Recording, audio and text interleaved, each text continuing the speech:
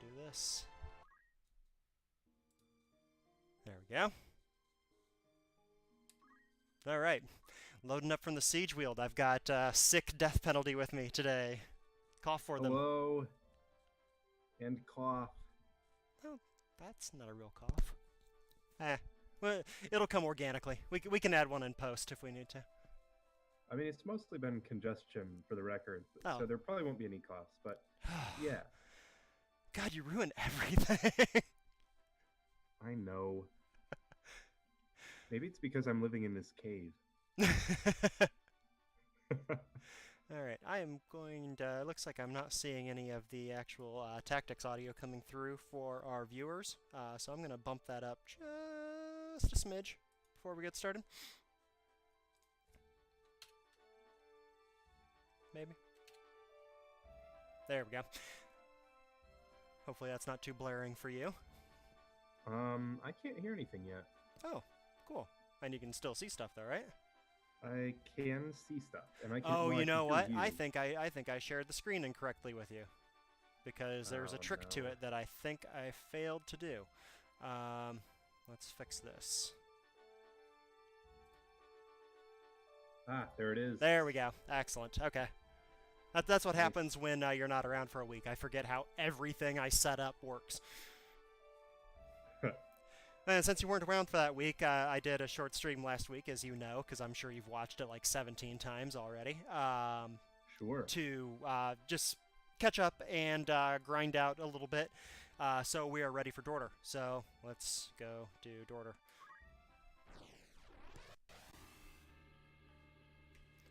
For the purposes of anyone like myself who's maybe failed at this before, several times, rather depressingly, how much did you have to grind in order to feel confident to take on Dorter now? Well, truth be told, a lot of it was kind of artificial grinding because I really didn't feel like going through the battles and triggering random encounters to grind.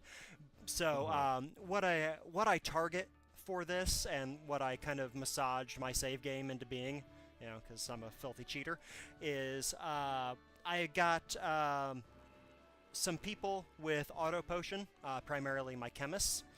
And because they're the ones that are closest to having that ability anyway, through their JP growth.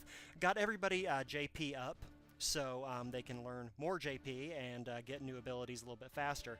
And got a couple people with equip heavy armor, so they can tank a little bit better in this battle, or at least not die as quickly. And got my two guests for this battle equipped as archers with bow guns. So I have a lot more ranged attacking. As we'll see when we get into this battle, it starts off very slowly, and it takes a little while because the enemy party doesn't have a ton of ranged ability either. They've got a black mage, and I believe they have an archer. I don't remember that for sure, and I didn't actually look up the battle before we started. So they've got some ranged ability, but they also need time to advance into the battle to get in range. So you end up doing either charging straight ahead or hanging back and letting them come to you.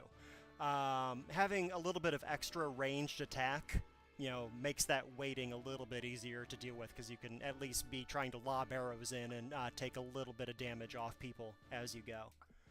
Right. Well, and as we discussed last time too, one of the great difficulties of these early battles is that when you have two guests in your party like that you can't control, right?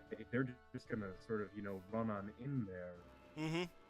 And having them for getting beaten up. Yes. And it's nice to have guests take that beating from time to time, because they can't crystallize, so it's a little bit easier to deal with.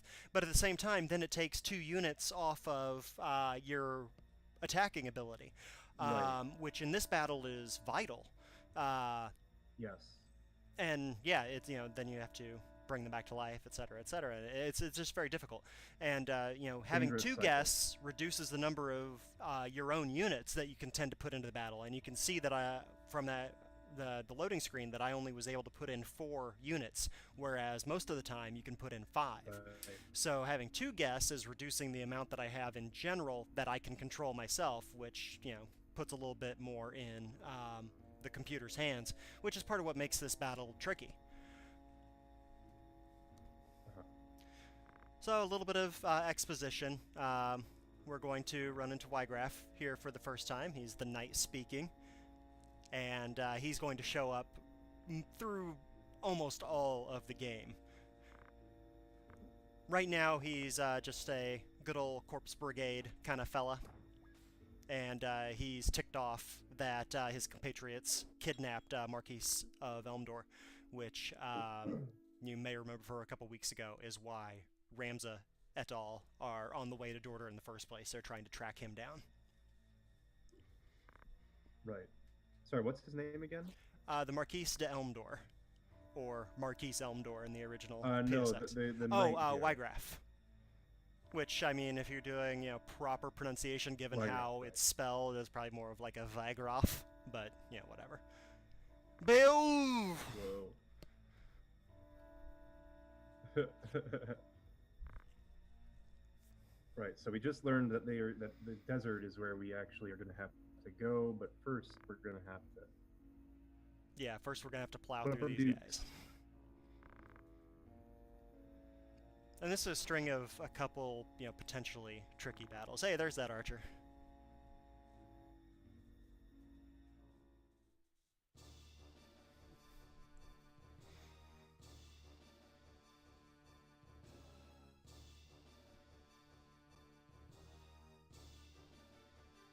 Now, if I really wanted to be grindy, I would probably try to have Ramza as a monk by now, because monks are very good at breaking battles open in the early going. Yeah, I didn't want to grind that far, so hopefully that won't bite me too badly. As I said, you know, we're starting here very separated on the battlefield, and it's going to take at least probably 2 rounds before their ranged attackers can do much with us. So it's a nice time to you know, try to buff Ramza a little bit. I could be using Tailwind to try to make some of the other characters faster. Focus can only be used on the action person, so I can only use it on Ramza.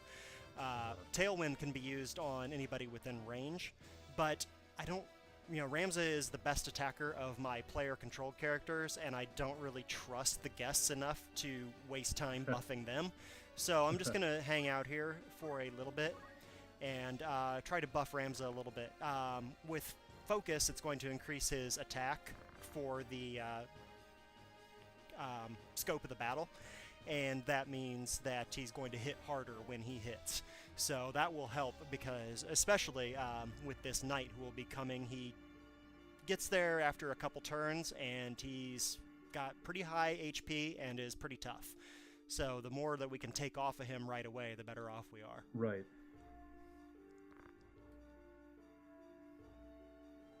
And even after, you know, 20 years of this game and however many times I've played through it, I'm never 100% confident in who the real Danger Man is in this battle. I kind of waver between the Knight and the Black Mage that started next to that Knight, because they both get in and can get to your party faster than the other ones, and do enough damage that when the rest of them catch up, you know, it just really piles on quickly. Now these archers, oh wow! That was not a good start to this battle. The enemy archers. That's part of the trick here, I feel like, with this battle too. Where you have that archer who's already positioned like right on top of you, and then you have the sort of group coming in from the front. It's really, yeah, it's the positioning is difficult, and all the more so if you don't have archers in your own party.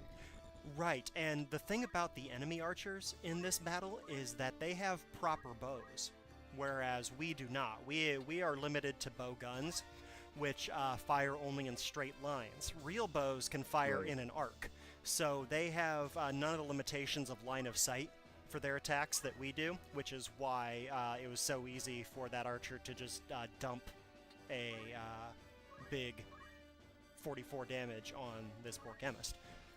Right.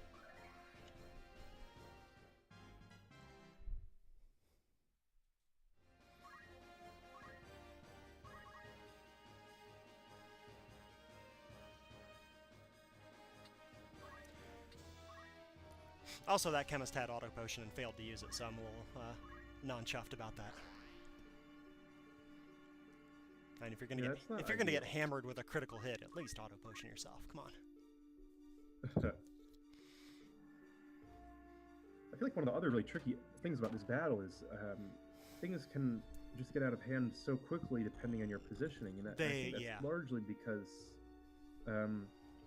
if you have characters who get too separated, those knights can really come in and just beat them up without the healing of other characters. But yet, at the same time, you have too many characters who are clumped next to each other.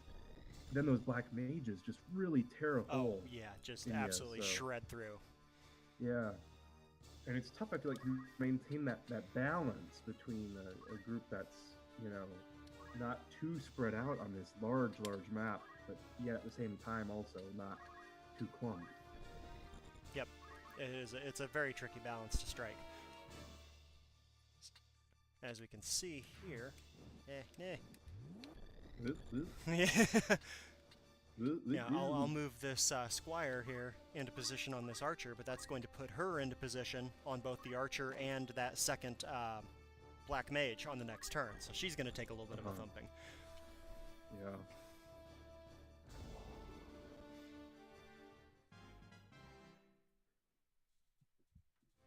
So right now, it looks like, correct me if I'm wrong, but it looks like right now you're trying to take out those archers first. And there goes the first one. If only because that's where the non-controllable characters just immediately started going. Right. That was, and I've never claimed to be an expert to the AI on this, but they will tend to move towards characters that have the most availability for attack, or whatever they think they're going to need to do. And obviously, if you change your guests into being white mages, they're not going to go storming after that archer to start with. But they were both able from their starting positions to get a shot in on that archer in their first turn, and then of course Delita in his second as well. And that's what they did, and that's part of the key of changing the archers for this battle. It does help you take a little bit less damage and do something useful at the same time. That's a big difference. Now this is where it gets a little bit trickier, because I can again send Ramza in here and do quite a bit of damage to this black mage, but it's going to put him in the middle of everybody else and give him a really good chance of getting killed. Especially given that the archer got knocked off that ledge. Well, again, he's got a real bow, so getting knocked off that ledge isn't going to change his calculus too terribly much, I don't think. But in any way, it's kind of worth the risk on that, because with that 2 rounds of focus, he did take out that black mage with 1 shot. And these guys, at least one of these guys does have the ability to use potions to heal, but none of them have the ability to Phoenix down. So getting somebody off the map is going to get them off the map.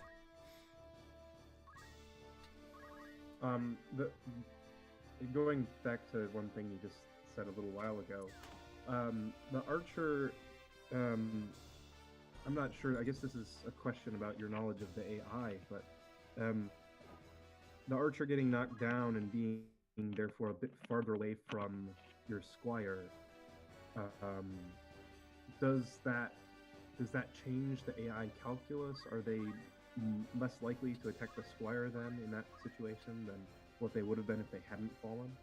Well, it looks like this archer, for some reason, is fighting barehanded. On that last turn, he punched the squire. So I don't know what that's about. Yeah, I think that has a lot to do with it as well. because, you know, obviously if he doesn't have a proper weapon in his hand, oh, that's only her status. That's not what I want. I want his status. Yeah, so he doesn't have a weapon equipped, which is interesting, and I had forgotten about that entirely. But, yeah, you know, obviously... Aim set as one of his abilities.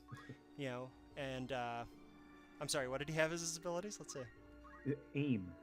Well, that's the standard archer ability, so if he's in the archer class, he has no choice but to have that. And you can use aim, even with... Gotcha. You can use aim with any weapon. All that does is it puts you into charging state. Gotcha. So, you know, an attack that connects will, you know, connect. But, yeah, so that probably did change who he went after a little bit. And I assume that he probably came after the Squire instead of Argath, because Argath has all of his HP. But other than that, you know, it probably wouldn't have changed anything else. If he'd still been up here, he would have been a little bit limited in where he could go. He would not be able to go past her, so he still would have had to come down here and then back up. I don't, you know, depending on his move radius. But he probably still would have stopped here anyway, because I doubt he had the move radius to get to this knight. I don't know. All kind of a crapshoot. Now, let's see if we can get a clear shot at healing Ramza again, since he just is about to get hit with a second. Excellent.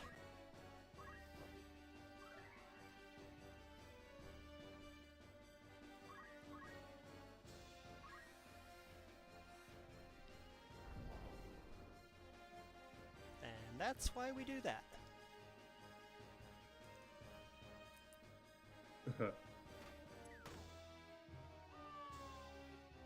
Okay, so this is going fairly swimmingly so far, as these things go. Yeah. You know, it is unfortunate. And hopefully Ramza is going to get another turn. Yes, he did. Excellent. And... Right.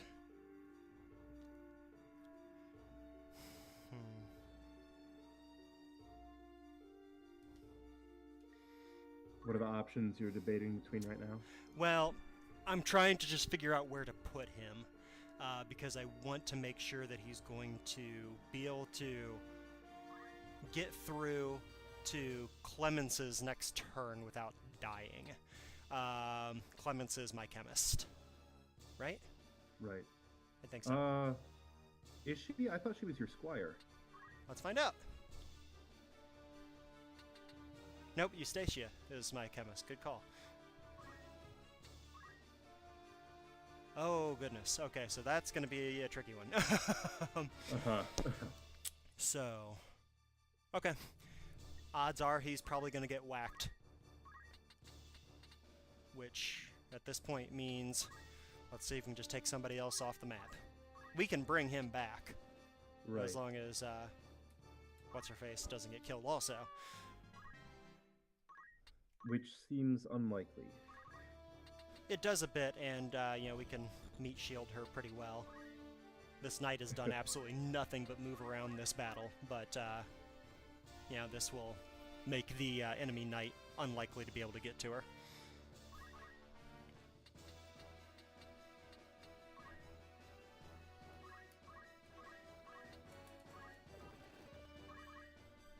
I seem to remember last time we had a little bit of trouble in this battle, but I could be imagining that. No, I think the same pitfall happened as happened this time around, where I was just wanting more to get into the game and less grinding. And, you know, I think whereas it bit me in the butt in the last battle this time around, when we played this the first time, it didn't bite me until here. Right. I think it was the desert, the one following this one that we got stuck on. But I seem to remember this one taking a bit more work than what it seems to be requiring from us. Yeah. This time around. I think that might be true.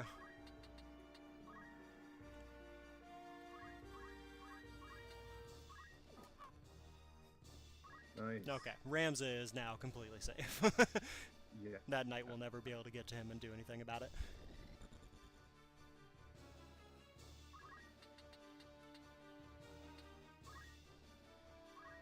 And if we can drive him toward the corner of the battlefield where we started. Right. I mean, I could wait for these guys to crystallize, but since we didn't lose either of our guests, there's a good chance they're going to kill him off regardless. So, whatever. Well, we'll see what happens.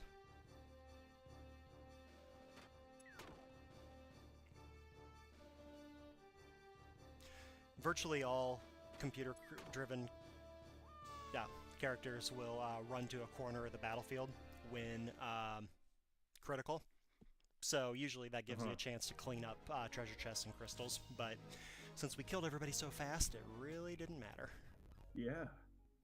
You didn't even, I mean, the first person you killed didn't even get to turn into a crystal yet. No, So he was on turn 0 really fast there. battle. Yeah. Yeah.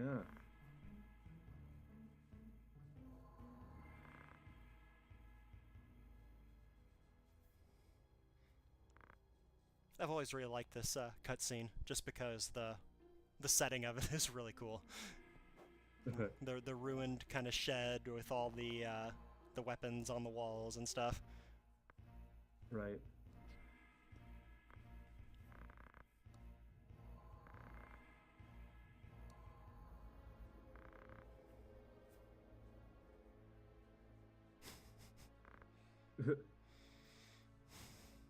Argath talks such a good game. It is such a jerk. Yeah, I was gonna say he talks a bigger game Than the guys that actually do stuff. yes.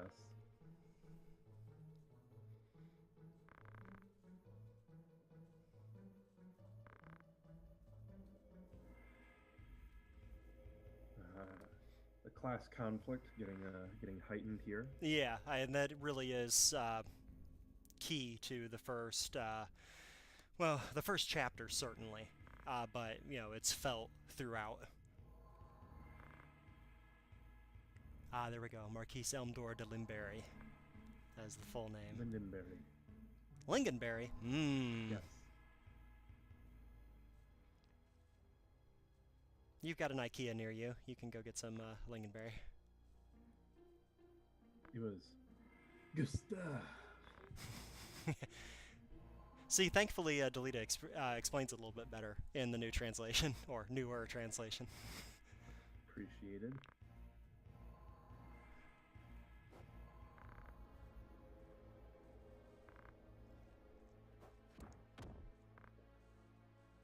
Ooh. What? Me? It's interesting. So now here too, right? Because Argath is sort of he's like a lower nobility figure, right? Right. If you remember, had once been important. Exactly. Yeah, and then his grandfather was a turncoat and ratted out his Right. squad, and since then they've lost stature, but they're still nobles. Right. Right, I had forgotten about that. I think the first time, which adds another dimension to this. I think that's rather interesting, and in fact, not surprising. Right, it's often the lower aristocracy historically who have had the most invested in the idea of aristocracy. Indeed, yeah, because they know that they are closest that's to. what keeps them afloat, really. Yeah, they're the ones with the most to lose. Right. Let's see what we got here. Right. Very little that we really need. We'll take a few extra Phoenix Downs. And as usual, some potions. But that's kind of the turning point where things start to become a little bit easier, just because you can actually afford to do the things you need again. And because Right. I ground out so much stuff, most of my people are equipped fairly well for what's coming up anyway.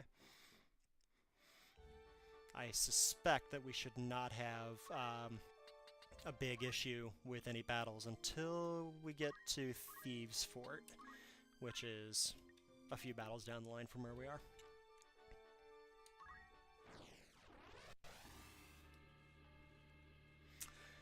Now I think... No, I guess this isn't the first split squad battle. It's the first real split squad battle.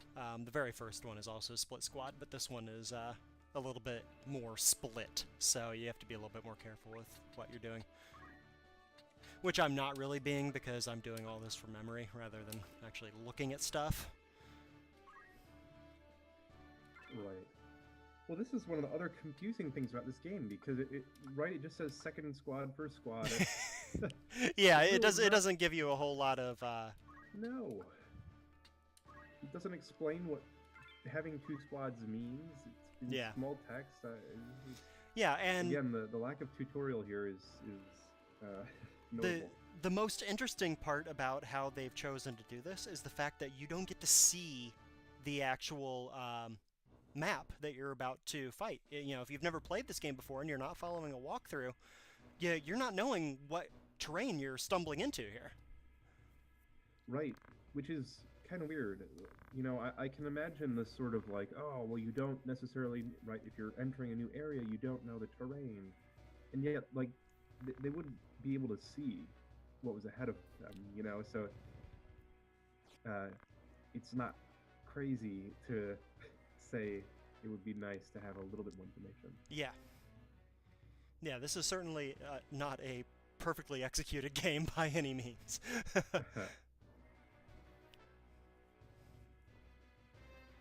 Now this is another battle. It kind of plays a little bit like Dorter, because the adversaries start so far away. But the interesting thing about this one is the choke points. There are only two ways into where they're holed up, unless you have an archer with a proper bow, or, you know, good spellcasters, of which we have neither. So this is another one where, you know, you kind of have to decide whether you're going to go in guns blazing, or whether you prefer to, you know, try to take it a little bit easier. I am going to take it a little bit easier and let my guests try to lob arrows through at some of them, which is why this time around I chose to use Tailwind on Delita. Get him a little bit faster so he gets more turns. And they have only one ranged attacker here. Of course, is that they don't have any mages. Yeah, exactly. Right. Monks do have ranged abilities, a couple of them. I don't think either of these monks have them. But if you have a monk of your own when you get to this battle, and he's sufficiently leveled, some of the actual monk ranged abilities are pretty devastating because they can go through walls. And at least one of them has the range of the entire battlefield, as long as the battlefield is flat, which this one is. So a monk can kind of stroll in and hit 2 or 3 of these guys for big HP all at once.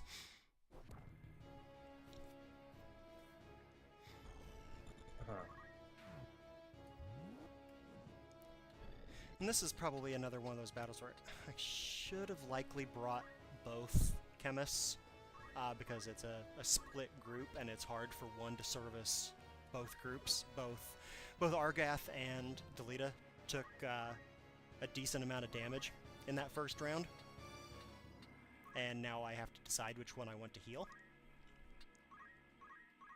It's not that difficult of a decision. Right. That makes sense too, given the. Sorry, I was just gonna say, given the divided party nature too. You know, you can't trust that one chemist can help multiple people at once. Right. But, you know, as I was about to say, it's not that difficult of a decision because Argath is in significantly more danger. All of the adversaries, except for one, shifted over to his side of the battlefield. But this one poor lone monk is going to get hit by everybody. I mean, there, he's dead already. So Delita is really in no danger. The nice thing about where Argath moved is that it does create that choke point, and enemies cannot move past somebody from the other party in that scenario. Like, they can't push their way past him in that doorway. So he is really the only one for this round who is in any danger of taking damage, and he's not even really in that much danger because there's only one person who can hit him. Well, there's two. There's that archer that hit him, and then there's the knight standing directly in front of him. But even so, that's limited. Right. So naturally, being the AI, he's dumb enough to move. Right? So now he just released that checkpoint, and he's going to just get abused at this point. Probably also going to open the chemist up here too. I'm not too terribly worried by that, simply because Argath is likely to separate himself from where the chemist is when he gets another turn. And then the AI will have to take a choice whether to go after the weak one or go after the healer. And the AI isn't smart enough to think that the good long-term solution is to go after the healer. It doesn't think quite that hard. Oh.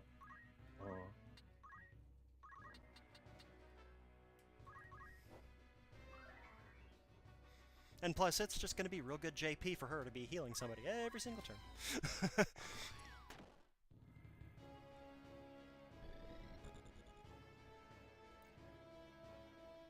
Now, that said, we are going to have to start distracting these guys with the rest of the party here, or else they will flood out of that other door, and, you know, some of them will end up going after the chemist, just out of lack of any place else to go. Right.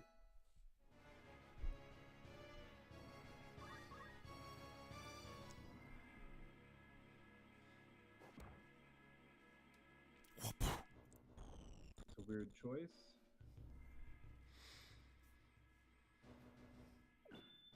Oh! Oh! That's always fun. Wow.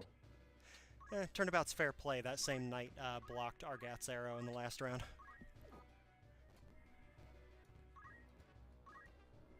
Blocks are really, I mean,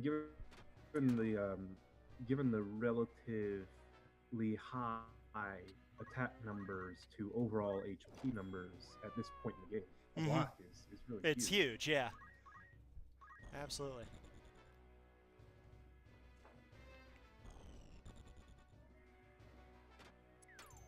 Oh! Projectiles are more easily blocked also.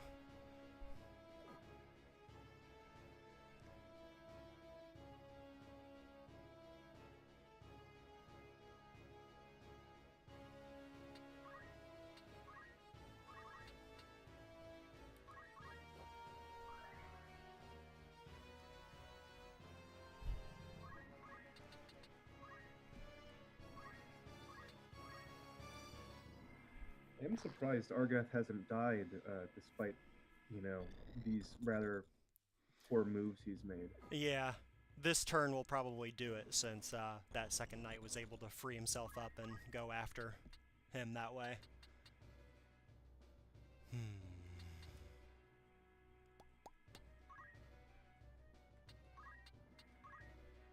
Going to go over to this other side just to be a little bit closer to support the people still outside the fort after this archer goes down.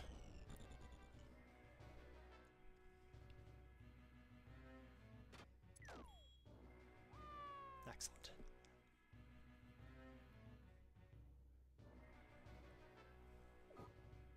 I find that also a little interesting.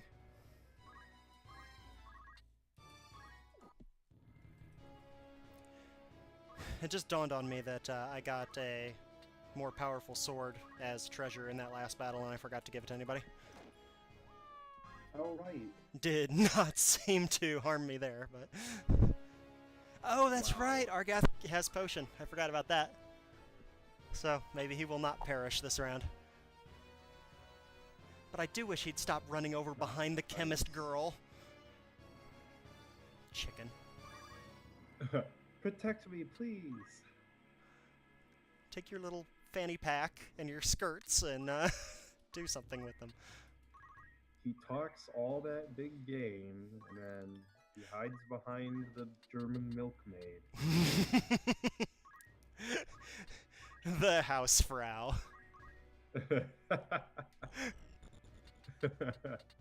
Ooh, nice. Good position. Totally unrelated anecdote, but a couple years ago when my wife and I were traveling overseas, we had a long... I really hope this is about Hausfrau. You're not far off. when we were traveling overseas, we had a long layover in Frankfurt, Germany, and nothing to do. And the airport in Frankfurt is nowhere near anything, so you couldn't even go out and be a tourist, even with a ridiculously long layover. So we ended up just having lots of meals and shopping, and we're shopping for souvenirs for our daughter, and we found a little stuffed bear in a German milkmaid's outfit. And I took to calling her Fraulein Bear, and that has confused my daughter ever since. Fair.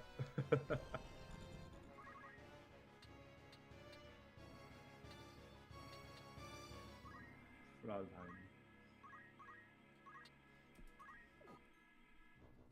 I should note that she doesn't speak German. Nor do I.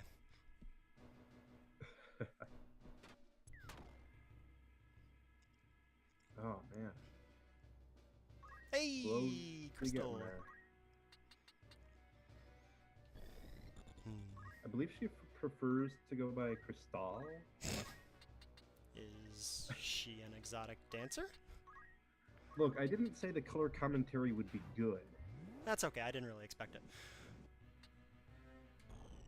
I would blame this on my being sick and somewhat out of it, but we both know that that was gonna happen. I mean, so. your style of wit is very uniquely targeted. We'll say it that way. That is the most generous possible response. Thank you for that. I'm here to help.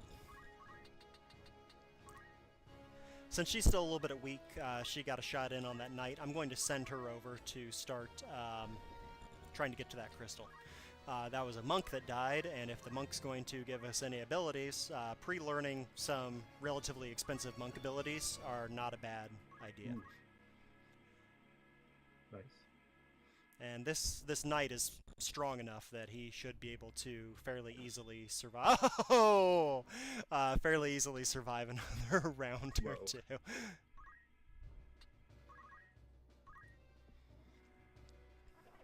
And just to string out this battle a little bit longer, that's why I'm doing stuff like Tailwind here, just to get a little bit of JP while... Oh, wait a minute. Oh, there was another one alive still? Oh, I thought he was... Well, now, no, but... I thought Touche. That one was dead too, yeah. Yeah, Oops. Oh, wow, I did not know he ran back there. I thought we'd killed him already. Okay, well, all the better. It doesn't help that he's kind of blocked by that tree, too. Yeah, this is a very tough map to actually see anything on. Nice. Ooh, nice. Yeah, you don't want your guests getting these... Oh, come on! Oh, boo. Lame! Dumb. Should have just healed her. Who wants antidotes? Now we've got some more about to expire. Whack. We'll move her this far so that other knight can't sneak in here.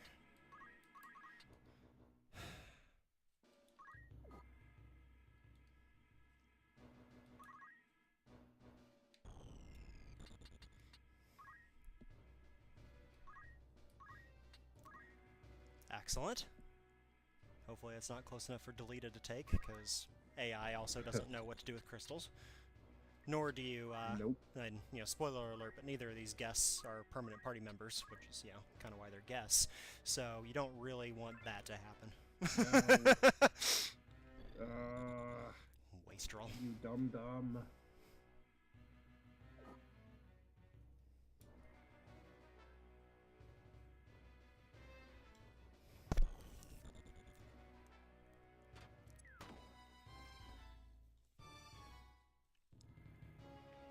Okay, that was an archer. Could be worse. Alistair. Yeah, so posh. Undead. Re-equip! Wow, that's even more useless. Wow. I can tell you exactly the number of times that I have used the re-equip ability in playing this game. 0! Well, I mean, I will amend that. There are scenario later in the game where having re-equip is useful, but in those scenario, you usually don't have it because it's so useless throughout the rest of the game that you never even really stop to think about putting it on your characters. And that's another thing that, you know, you would have to know before you actually go into a battle that you will want re-equip on, because it's nothing that you're going to get any indication for before the battle starts. You just have to know, oh, I am going up against an enemy that I may need to re-equip my characters. Right. Generally, it happens when you are up against fairly robust knights or special knights, as they have the ability to break equipment with their attacks. And, you know, getting your heavy armor broken can be a little bit of a mess, because the quality of your armor determines most of what your HP is. So you can find yourself, you know, losing half of your HP if an enemy comes through and busts your armor. Or, you know, you can end up with no attack if you are a knight carrying a knight sword and you get your knight sword split in half.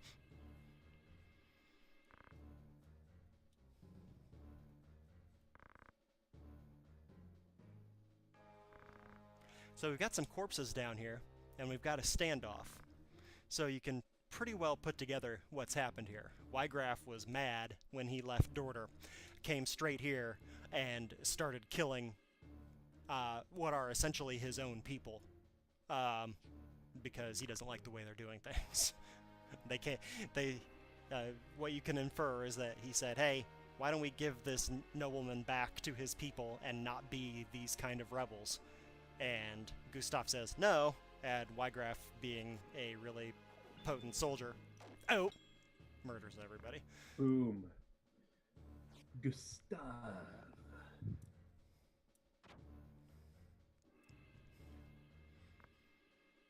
Uh-oh.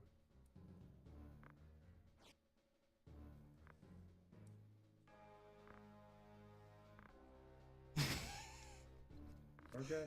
Like, all of Chapter 1 is Delita and Ramza telling Argath to just shut up. It's literally almost the entire chapter.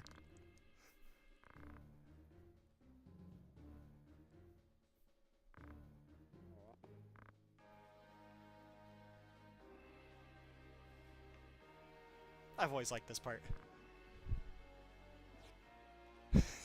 they go over to opposite walls and then beep. Yep.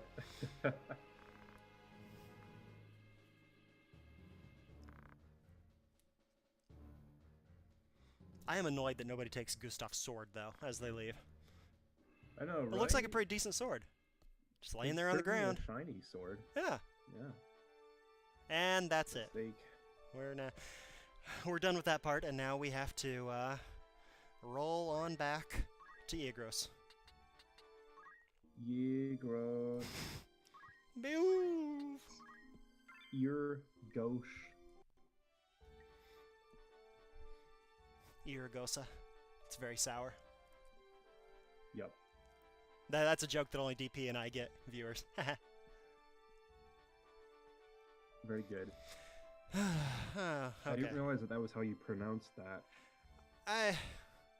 I'm still not 100% sure, to be honest. Honestly, that's the joke I was trying to make when I first said it. Ah, wonderful. Good for you. But again, I have no idea how the pronunciation works. We're talking about beer, so we're not boring everybody too terribly much. I would ask if anyone viewing knows the correct pronunciation, but I have a feeling that we might not have any viewers. Yeah, chat's been a little bit quiet today, quieter than usual. I suspect that's just because of how late you were. I think we would have had 30 people watching an hour earlier. 30? Oh, clearly.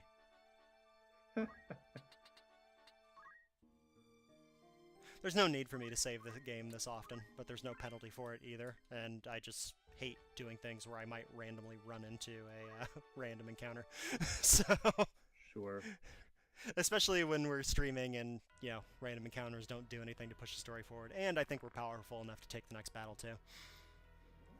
Though I should do a quick look to make sure. Dice a dog, baby. Now, one thing I really like about this cutscene is that if you look at the window, you can see that there's something else about to happen, that they set up the cutscene badly and didn't block anything off. So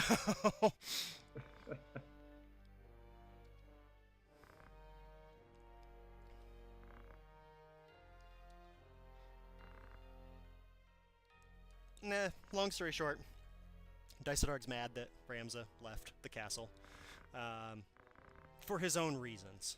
You know, he's talking about honor and duty and everything, but as it'll come out, you know, he has his own agenda here.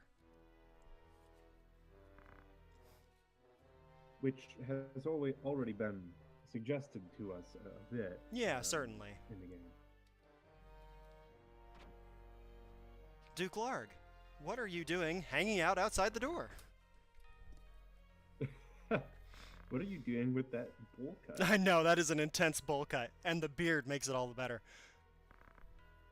I mean, I guess really, it's kind of a competition between him and Dysadarg. It really is. No mustaches either. Well, no, because, I mean, mustaches tend to look really weird when you don't have a nose. Yes. I'm trying to remember who all does have a mustache. I believe Gefgarian has a mustache. Yeah, doesn't get, yeah. But he's also a Dark Knight, and has, you know, requisite Dark Knight armor, so it's a little bit less distracting that he doesn't have a nose, because he's got, like, the whole Dark Knight helmet thing going on.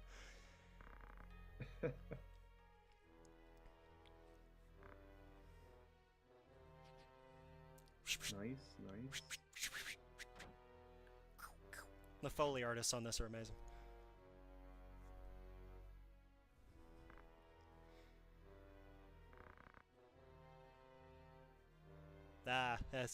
So they don't take long in figuring out, or at least explaining what Dysadarg's agenda was. You know, Dysadarg et al. Had paid Gustav to do what he did.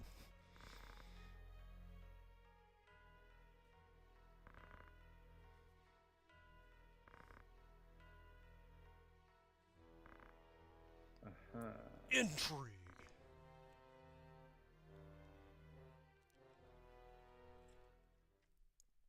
All right, wait, hold on here. I'm trying to remember one of the big plot points, right? It's that the major fact underlying the political uncertainty right now is the fact that the king is about to die.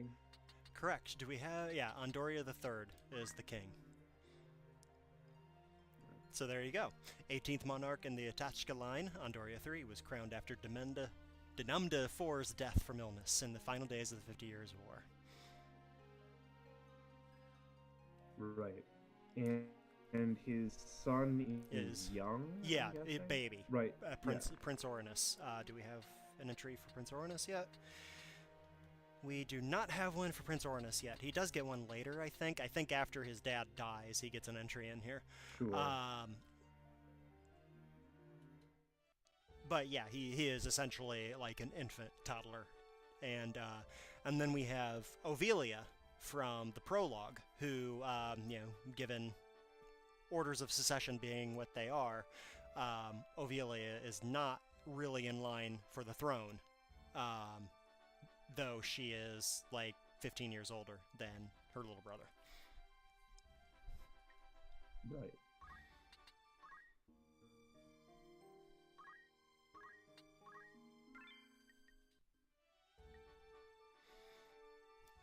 Oh. I very nearly forgot to go through and check abilities and such again. 816 points for Squire. You Goodness gracious. That sword. Oh, I already did the. I did do the sword. That was fast enough that I did it and you missed it. I did it with Ramza already. I mean, really not much else we need there. I'm gonna keep him as a squire, so not much point in learning too much else either. What can we do with you, Evelyn? Precious little, I suspect.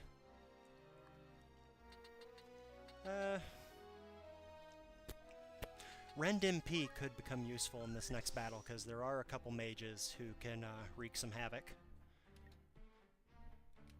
We'll go ahead and stick that on her.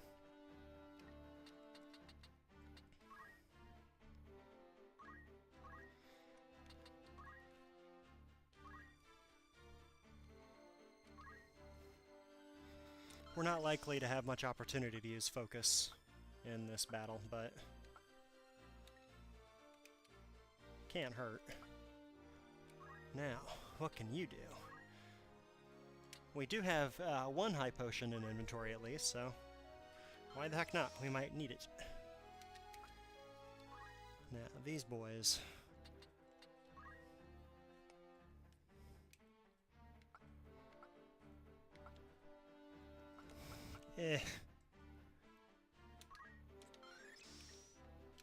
Low-level aim could be useful. The higher level your aim ability that you use, the longer it takes to charge. And the longer it takes to charge, the more likely it is that your target's going to move out of the way of it. So we'll give them some basic aim here, but I'm not going to give them anything that they might want to try to use and will end up screwing up. Now we'll save. And we'll hope to miss a random encounter again, because that way it will enable us to get one more battle in before you are too sick to continue. Oh, curses! Well, fine. We will fast forward the heck out of this battle. How about that? Woo. And we'll use both our chemists. Forward.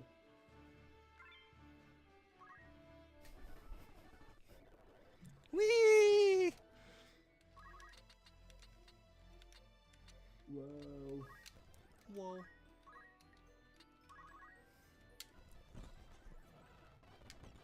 Oh, this is so much better.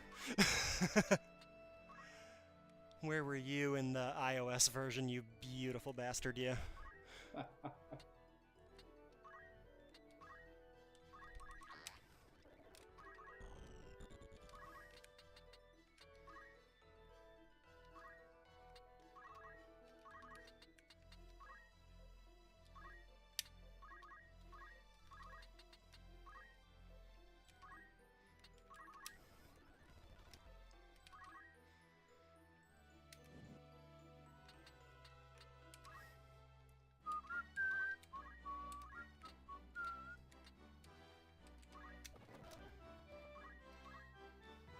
Stupid counter. Oh, what a jerk.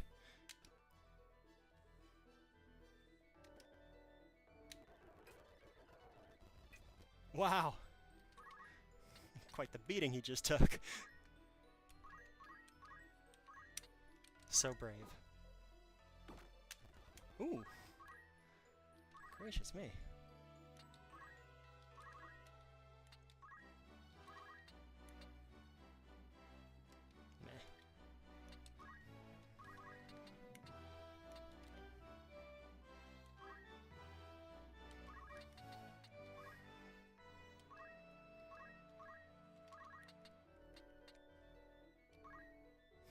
Will I be able to hit him with a potion from here?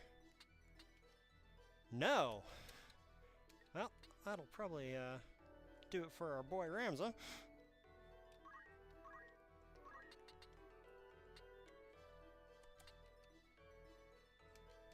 Yeah, I'd rather let Ramza get knocked out and have to bring him back than lose that cat that I nearly have dead. Because this is definitely one of those parties that does have no healing whatsoever.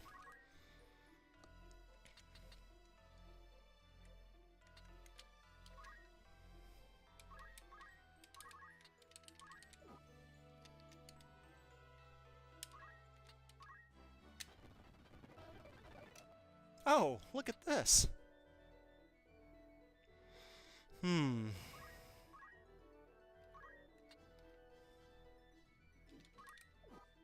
Excellent. How?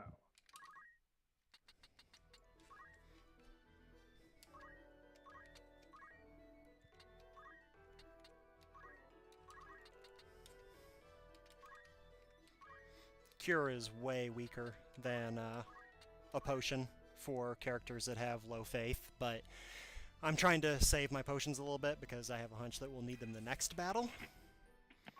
And I don't really feel like going back to another shop to resupply when it could cause another random encounter before we have a chance to actually fight the next story battle. Okay.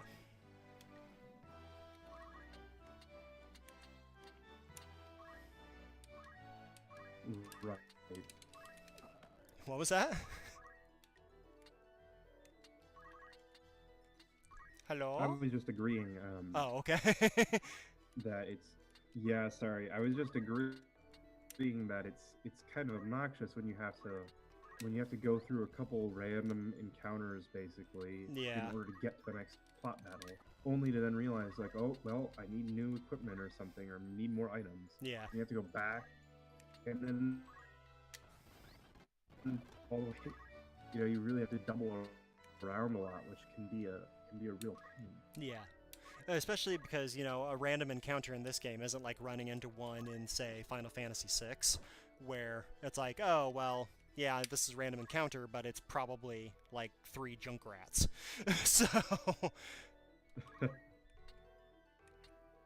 it's much less appealing when you have to grind your way through a 5-minute battle to get anywhere. Right.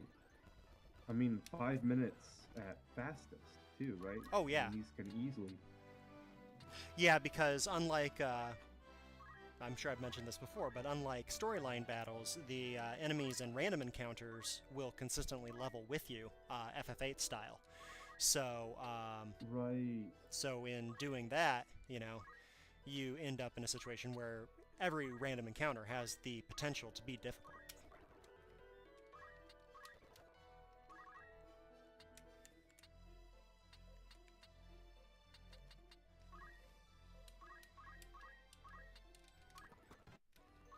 Or if not difficult, at least, potentially annoying.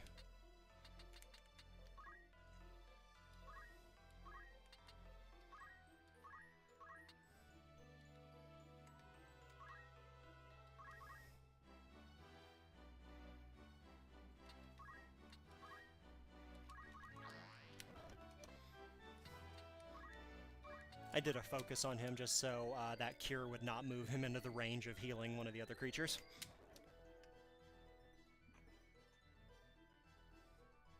Might as well get something useful out of it.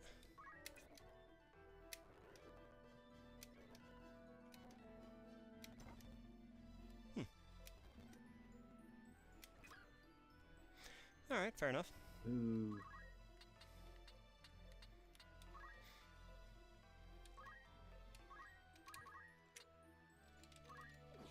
Oh, come on! No, oh man. Stupid randos. Yeah, that really hurts.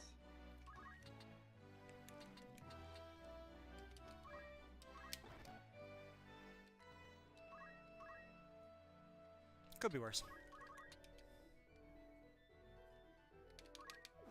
Oh, for Pete's sake!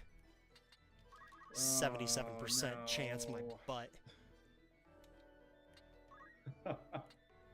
That is the crappy thing. Again, these random encounter battles can actually take a toll and take a fair bit of time. I mean, sometimes, yeah, you just breeze right through them. But, well, not now, obviously. Yeah, and what's about to happen is that that monster is going to crystallize, and that cat is probably just going to go heal himself immediately. Hopefully he turns into a treasure chest instead.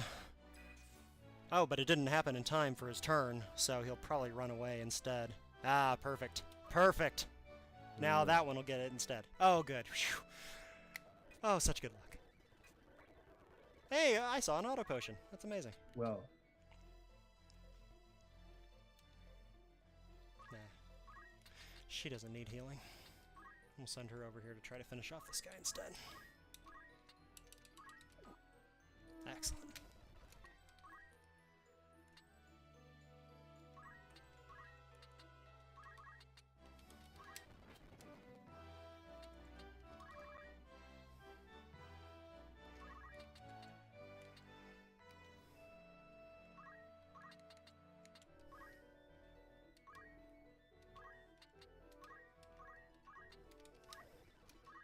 White magics. Magiques. Les magiques. Magic.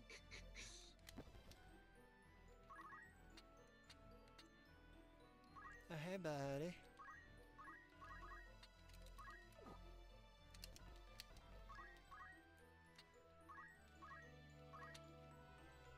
The hits are actually landing right now. That's nice. Yep, not gonna complain too much.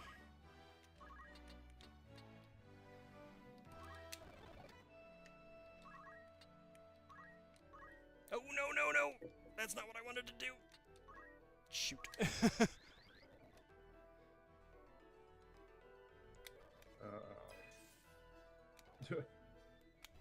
Yep, that's what was gonna happen.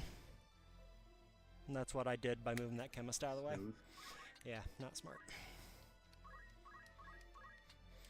Well, at least everybody's alive, so it's not a huge punishment to have screwed that up. Yeah, that's something. Just means I'm gonna waste another.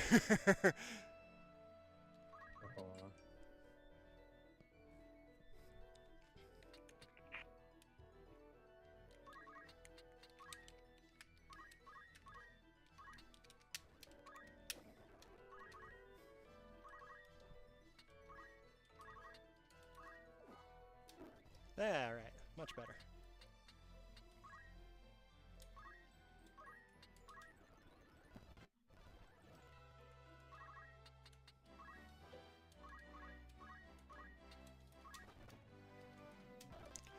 Problem with fast forwarding is I'll forget to keep track of her countdown. This is definitely not the point where I want to go about losing a character. Huh. So that's your job. You watch out for me. No. Too much pressure.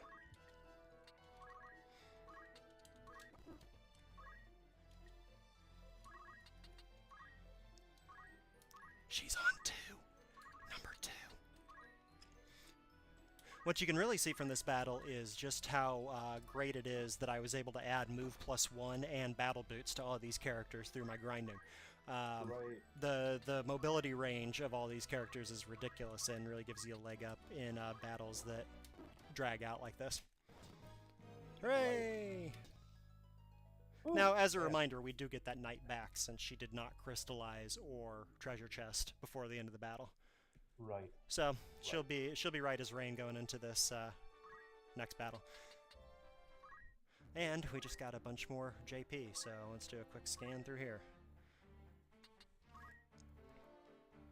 325 for Chemist currently, so that's pretty sweet. That's close to getting Auto Potion. Nice. I don't think this one knows Phoenix. Oh, he does know Phoenix down now. Okay, good. I must have ground that out. So we'll give him high potion as well. Anything else useful? No. How much do high potions restore in this game? 70. Again? 70. Yeah, so standard potions are 30, high potions are 70, X potions are 150, and then elixirs are full. Right. Okay. As the elixirs tend to be. Yes. Not seeing anything particularly useful to do with any of these other characters. Once we get through this battle, it's probably time to start shifting up job classes a little bit and trying to get people a little more interesting. Just because otherwise you're never going to do it. Don't call during a stream. Don't what? Oh, I guess you can't hear my phone ringing in the background. Good. Oh, I thought you were yelling at me. I was like, what have I done? Yeah, stop calling me. What did you just mean in what you were just saying there about changing the jobs now or else? Well, you know, there are some more tricky battles coming up soon, but we have to cross a good portion of the map to get there. So if we change jobs after this battle, odds are we'll probably encounter a couple random encounters that we can use to power some people up a little bit. Okay. But mainly, I mean, if you can get through the end of Chapter 1, which we're nearly through Chapter 1 now, if you can get through Chapter 1 without, changing jobs, you're still going to be in good shape when you get to Chapter 2, because at the start of Chapter 2, you get 2 way more powerful guests than what you have now for a couple battles. Sweet. Milleuda. Yeah, so we kind of blew through the previous cutscene in Eagrose, but Ramza's current mission is to start flushing out the rest of the Corpse Brigade, and we've gone to this Thieves Fort to do just that. Right, and it's part of I believe Dysodarg said that it was part of a simultaneous multi-strike sort of operation. Yeah, just kind of like a one-shot for mopping up everything that's left to deal with in this skirmish. Right. Which, in a relatively short amount of time here, it's gone from the Corpse Brigade is this like big group that's causing a lot of problems to they now kind of seem small, and I'm guessing that's because they had that internal conflict with Wiegraf and Gustav, and clearly Dysodarg is no longer supporting them in whatever indirect or semi-direct way he was doing before. So Right, and indeed, he was never really supporting Wiegraf. He only had his hands in one little faction of what was going on. And, part of why they're trying to wind this down is because they both know and are trying to foment war with other parts of the world. And they don't want this internal skirmish going on while they are sending their troops off to wage a proper war elsewhere. Right. This is, I think, the first battle in which the objective is not to delete. Doctor Who's starting back up again. That's my excuse. They were not to defeat all enemies. The battle where we save Argath in the first place, that can have an objective of deleting... God, come on, Josh. Of defeating all enemies. We chose, if you recall, to save Argath in that case and not defeat all enemies. But in this case, what we need to do is we have to defeat Milleuda. That's the only natural objective to this battle. That's what we'll do if we get into a bit of a pinch. But look at these sweet, sweet targets. It's really handy to try to pick some of them off and get treasure or abilities off of them while we're here. Particularly the white mages, if we can. Sure. Well, and especially because you have the benefit of if you can, get an attack off while they're charging. Right, and going to be a critical. Unfortunately, that is something that the AI is fairly good at, is putting themselves in a position where they will not get hammered by that. That being said, let's look at this turn list.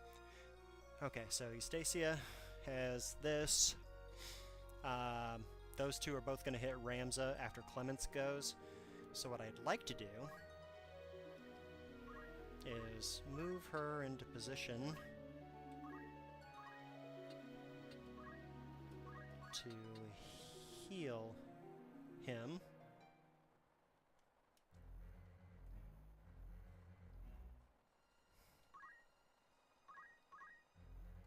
And then hopefully it gets off before...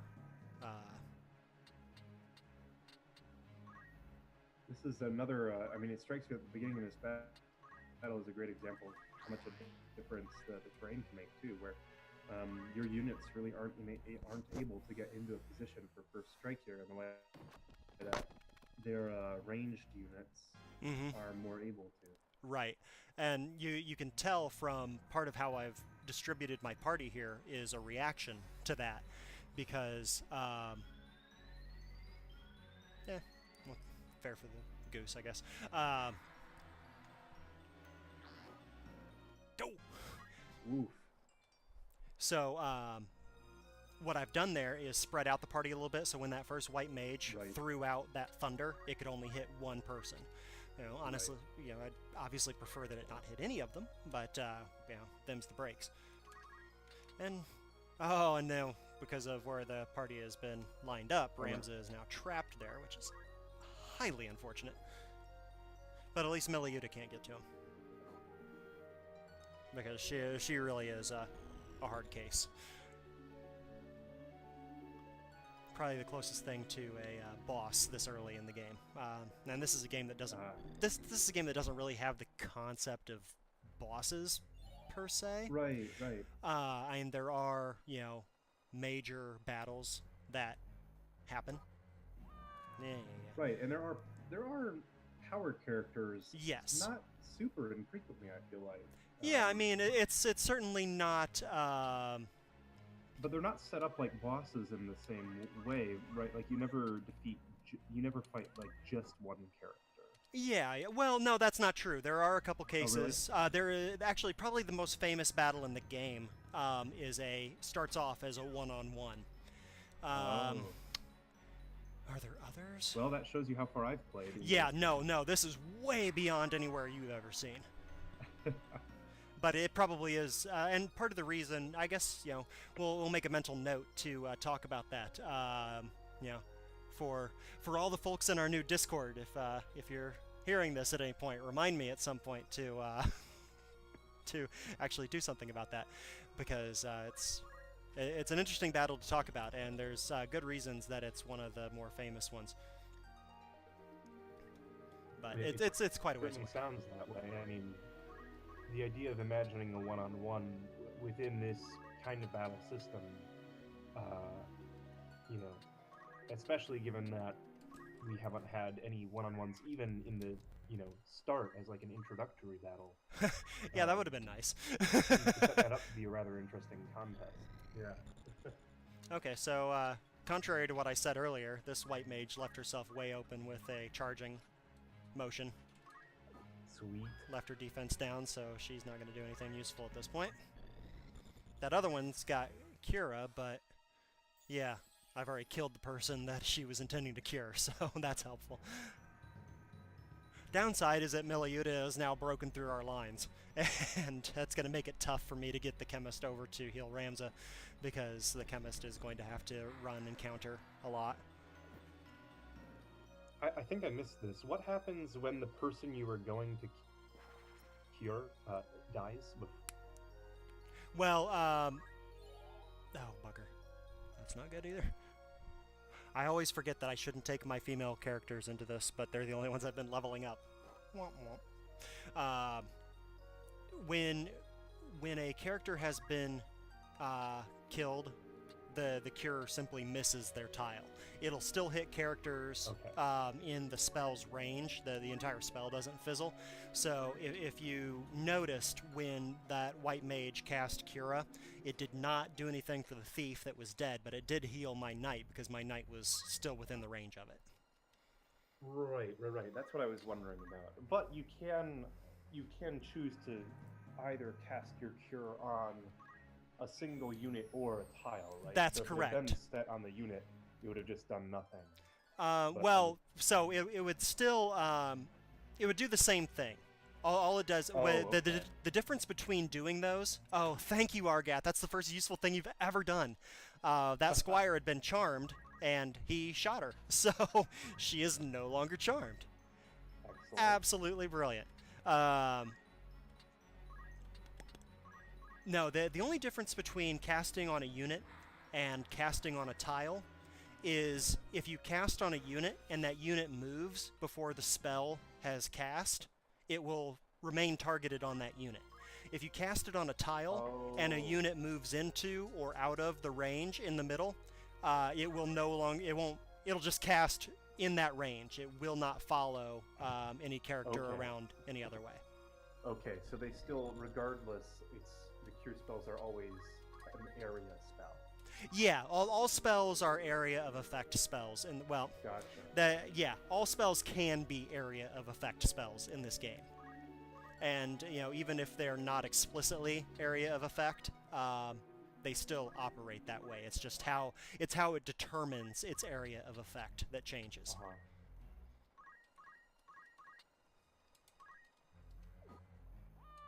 This is going swimmingly.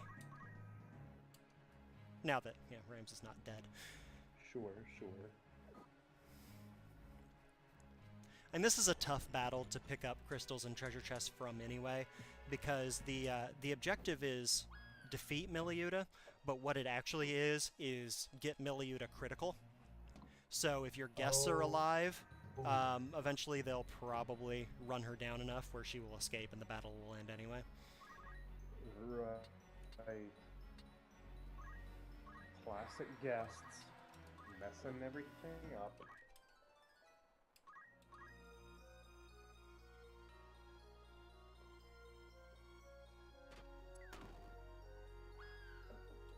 This would have been a good time to actually have learned, like, Rend Sword or something, so Milleuda would be more neutered on the field. But, alas, I didn't really think that through. I don't think I had enough JP to do that anyway. And, you know, that's a tricky thing to pull off. It doesn't have the success rate of many of the other Rend spells, or Rend abilities. So, yeah, it's not the end of the world. Fair enough.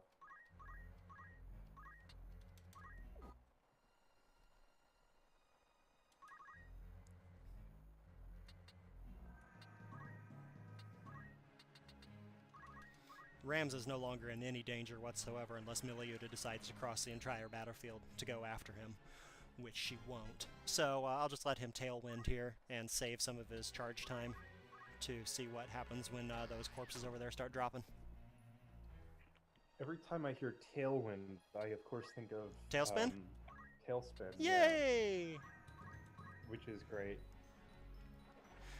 So based on how this battle is shaking out, you can see a little bit of how Tailwind has a tendency to break the engine. Yes. By sitting there and just repeatedly tailwinding over and over and over again, Ramza will end up starting to get like 1 or 2 turns for everybody else's.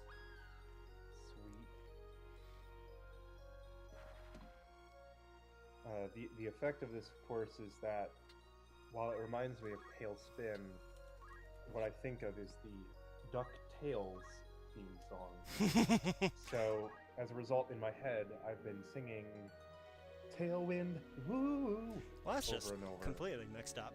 What's wrong with you? Yeah. I need to get back into watching more of the new DuckTales. We haven't had time to watch them of it lately, my daughter and I. Oh, I didn't realize there was a new one. Wow, really? Wow, you are out of it. Yeah, it started last year, and it's actually really good. Wow. Well, that's exciting. Yeah. Very entertaining. Actually, you know what? Now that you mention that, I think I do remember seeing last year something about that. I haven't seen anything since, but I think I do remember seeing like a hey, here it comes kind of thing. Hey, here it comes. Marketing Yes. beyond compare. I said what I said. Okay, I want to check this move list.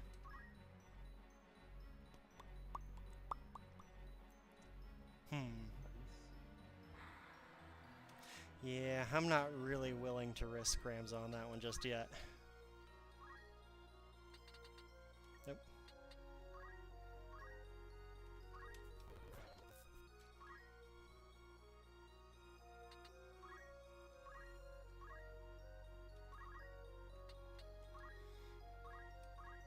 What I'm going to do instead is set herself up to just kind of leave her corpse in the way. Sure, classic. Oh, right, we dragged this battle out long enough to get some conversation out of it. That's always fun. Ooh.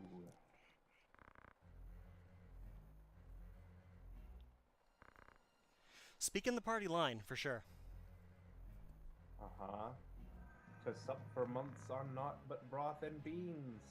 Wow, that's like poetic. I know, their new translation of this is actually quite brilliant. As the writing on it is, I mean, some of it is because it's compared to the original, but it's good in and of itself. I mean, that was actually, that line was perfect iambic pentameter, I think. I've never been good at picking that out while For reading, months so. on naught but broth and beans. Yeah, wow, that's awesome. Hell yeah. And, you know, let's draw your attention back to Argath being Argath here, which is just, I mean, this is just like a brutal freaking line. You've been less than we from the moment your base-born father fell upon your mother in whatever gutter saw you sired. Oh man, yikes. I mean, it does lose a little bit of the impact with that voice that you used, but... Well, I started reading it before I started reading it aloud without having finished reading the text, and by the end it was kind of not fun.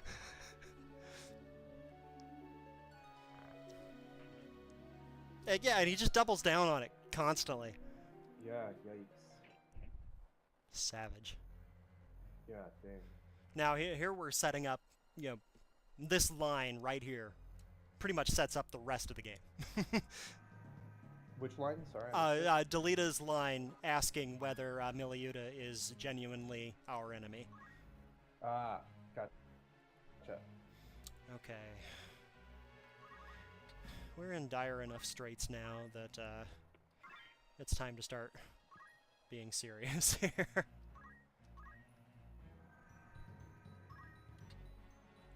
You see that strategy actually in literary texts as well, where the noble but low-born character is given the language and rhetorical prowess of the high-born and intellectual and highly trained, rather than the actual, person born into privilege and given all the education is then given the language of, someone who's in fact crass. So it's a form of representation there. It's rather a representational strategy that has a storied legacy. And this is why this is a good game to have the literature PhD candidate involved in the stream. The end of that battle turned out really, really well. Yeah. Giving those guys aim +1 was a huge boon there. Right.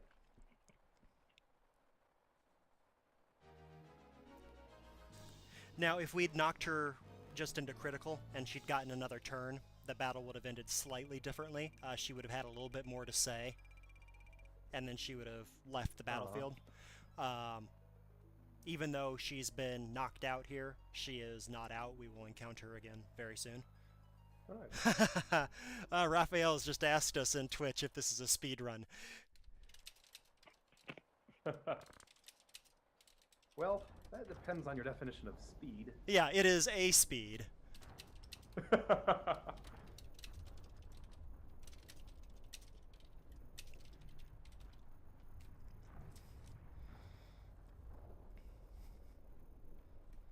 Oh, I guess I misspoke. I guess she gets her little conversation regardless. Good for her.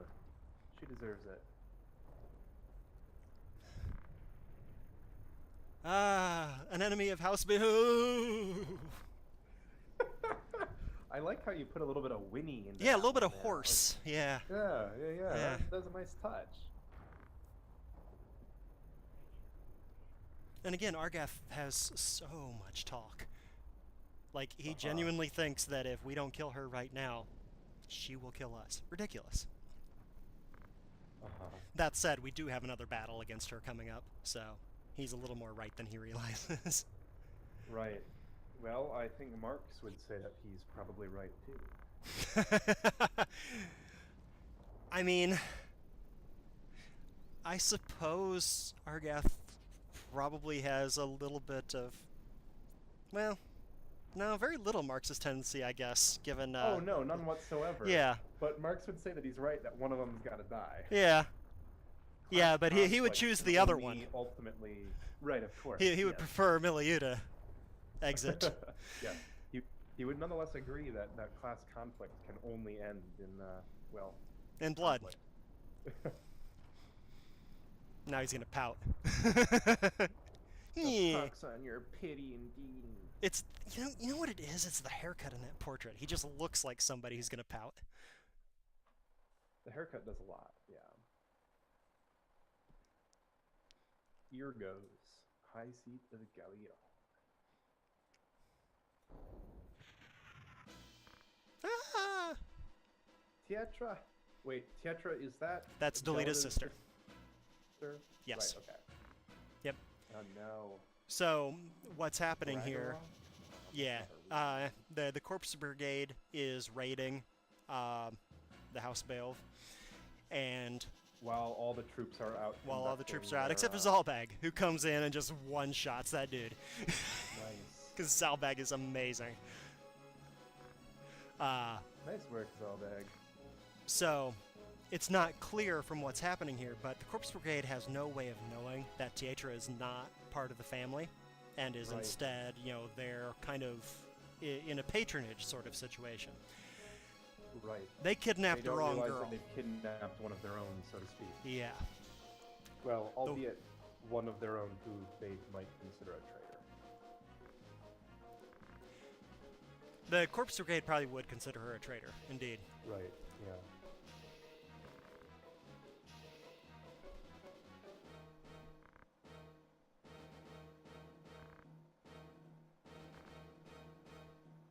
Every den in Dovecote. Whoa. I know.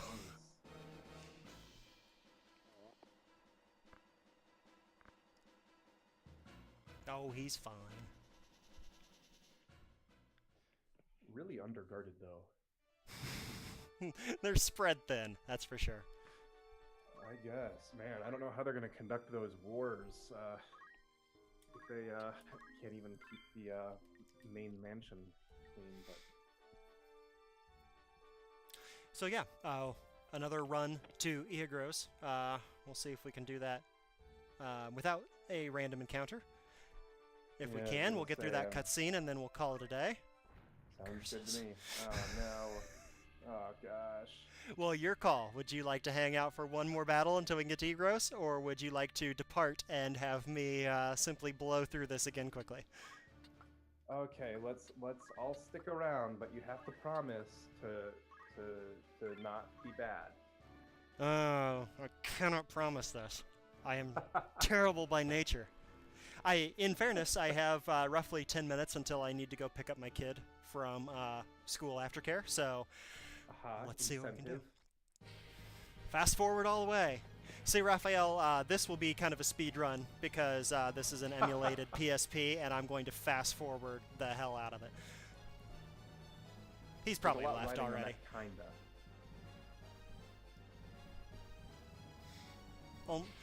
The only cool streams are the speedrun streams, bleams, flames. We've never claimed to be cool, though, in our defense. Oh God, no! I mean, why start now? Yeah, right? I mean, we've got a streak going at this point. Oh, this is one of these battles. Interesting. I fast forwarded through, so you wouldn't be able to pick up on that right away. But one of these chocobos is going to be on our side. All right. I remember that from when I was playing, actually. But only one of them, not the other two? No, I believe that two of them are enemy. And I think it's only possible to have one. Okay, gotcha. When I first saw them come on, I had a moment where I was unsure because I know that in some games chocobos just sort of automatically flee. I didn't think that was what happened here, but yet I remembered there being a chocobo encounter when I played that was unusual for some reason. Well, one of the storyline battles coming up soon actually does involve a chocobo that you meet earlier, and then you re-encounter when he's in danger, and if you save him in that battle, he'll join your party. When it's the case that it is like a random encounter like this, I believe that there's some sort of dice roll behind the scenes that determines whether the chocobo or whatever friendly monster it is will determine whether Gotcha. it offers to join the party or not. Or seeks to join the party or whatever.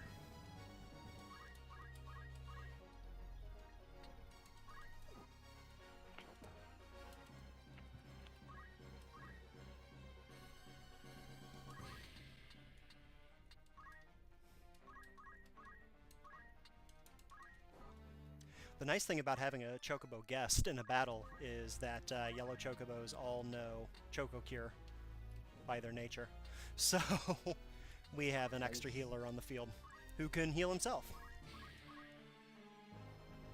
That is handy. But apparently he's got blood in his eyes, so he really wants to go after that chocobo.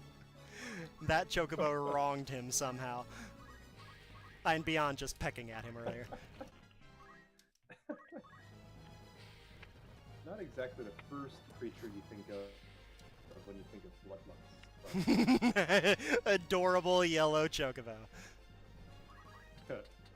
That goblin seems to be trying to attack him, but he's so slow. Yeah, he doesn't have the range. No. Neither emotional nor physical. Oh.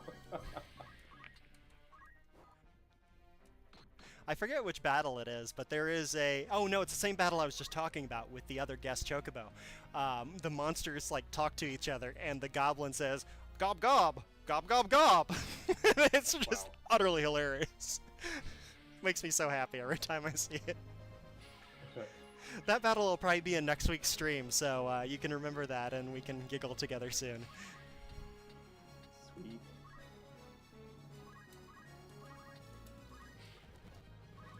Rock attack.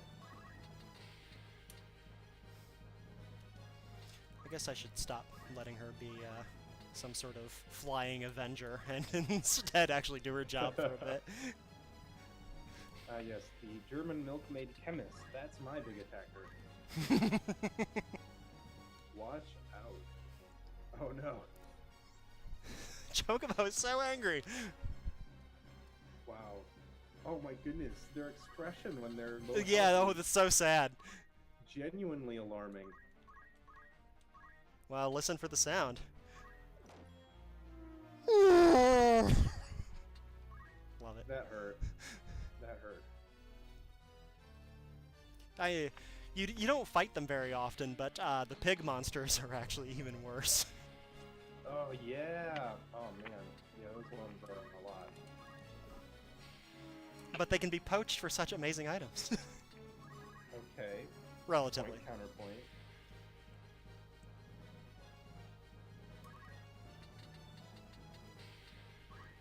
Come to me, Chocobo.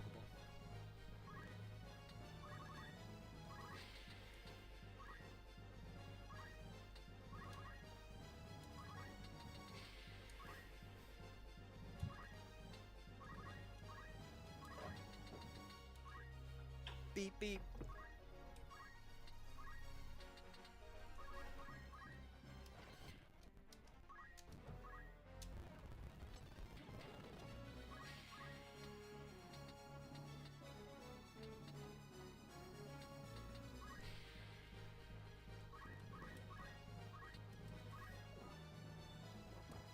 Oof.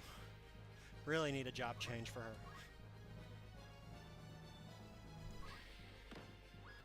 Oh, goodness.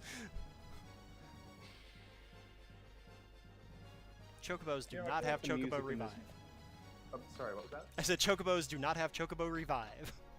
I feel like the music here is a little bit more intense than what's wanted.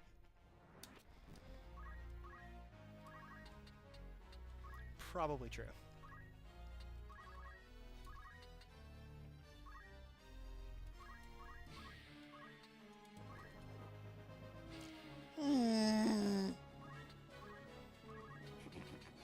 Nice. I really shouldn't, but I can't stop.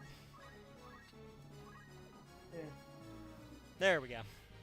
Easy peasy.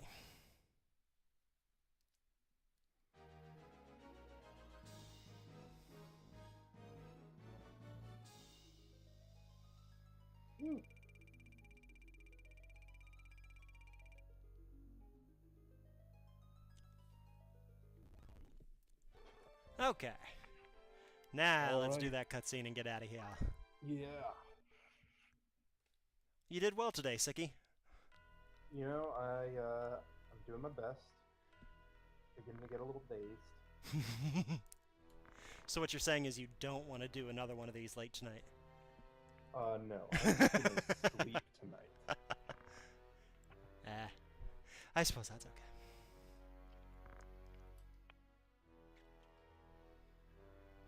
What a Tietra.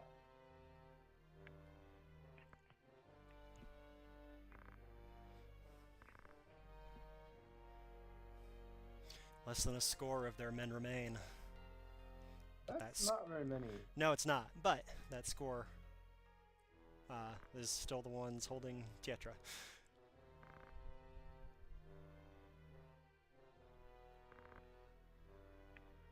It's unclear why they tried to kidnap her when Wiegraf just made a big stink about not kidnapping people. Yeah, I think Wiegraf has completely lost control at this point. Gotcha. Because there's so few of them left anyway. Right.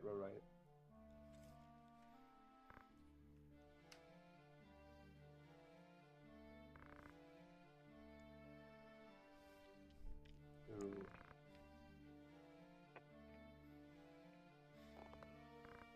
Uh-oh. Yeah, here's where the rift starts to form with Delita and Ramza. You can kind of see how we're leaning towards where the prologue landed at this point.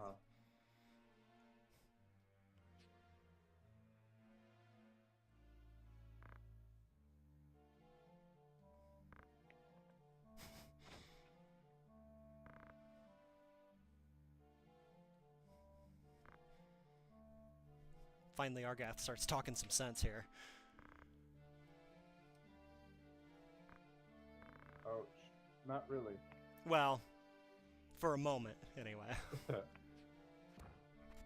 Nice. Big ham-fisted in those gauntlets.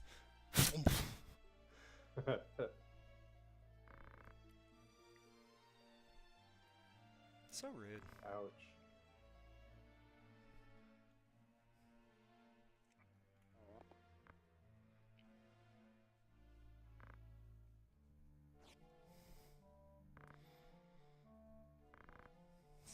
Such a douche. Yeah, he's really going to town.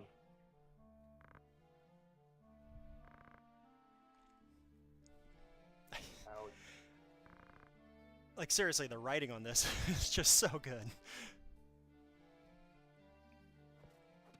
In fact, it's the main reason to make sure that people actually see these videos, because not enough people have played this version. Right. Not enough people have played this game in general, but specifically this version. It's only ever been released for systems that, you know, never really had huge uptake. Right. And even on mobile, who really likes to play long-form Japanese RPGs on their mobile devices? Well, I did the trick not. Here too is, I mean, the trick here too is that even among other JRPGs, like, the battles are just so rough in this game, in the way that, you know, in one of the Final Fantasy games say. They're Yeah. short enough that you can play a couple of them on, you know, the subway or something, Mhm. and then be done with it. But here, it's, you know, one of those random encounters took us 15 minutes. Yeah, which, you know, is actually why it lends itself so well to being a handheld game, because you can, you know, just kind of pause it and come back to it later. But, Interesting. you know, I was feeling it would be the opposite. you know, when I was doing this on the iPad, when we tried to do this before, you know, I would grind my battles, you know, 10 minutes at a time. And, Sure. you know, that was super handy.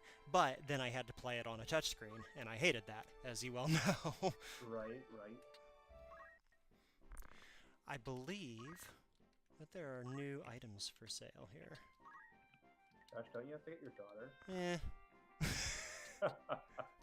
I'm single parenting tonight, so another few minutes is not gonna kill me. But yeah, I'm just kind of looking at this point.